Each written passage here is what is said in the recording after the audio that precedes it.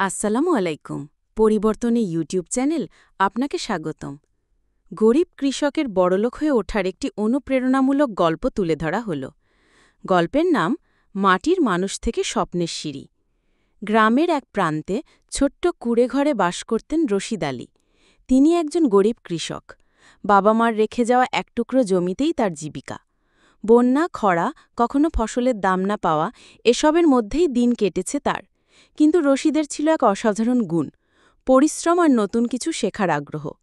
একদিন হাটে গিয়ে তিনি শুনলেন শহরের কিছু কৃষক অর্গানিক পদ্ধতিতে সবজি চাষ করে ভালো দাম পাচ্ছেন। সবাই যখন হাসছিল, এই গরিব রশিদ আবার অর্গানিক চাষ করবে? রশিদ তখন মনে মনে প্রতিজ্ঞা করলেন তিনি পারবেন।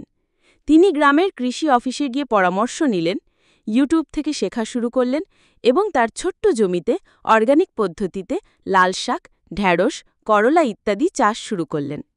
প্রথমে ফলন কম হলেও ধীরে ধীরে স্থানীয় বাজারে তার পণ্যের চাহিদা বাড়তে লাগল। রশিদের সবজিতে কেমিক্যাল নেই, এই খবর চারদিকে ছড়িয়ে পড়ে। শহরের কিছু দোকানদার সরাসরি তার কাছ থেকে সবজি কিনতে শুরু করল। তিনি মোবাইল ফোন ব্যবহার করে অনলাইনে অর্ডার নিতে শুরু করলেন।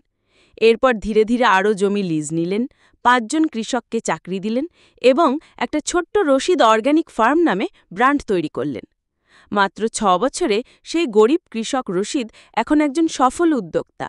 নিজের ঘর বানিয়েছেন, ছেলেমেয়েদের শহরের স্কুলে পড়াচ্ছেন এবং গ্রামের অনেক বেকার যুবককে কাজের সুযোগ দিয়েছেন। গল্পের শিক্ষা: পরিশ্রম আর সঠিক জ্ঞান মানুষকে যে কোনো অবস্থান থেকে উপরে তুলে আনতে পারে।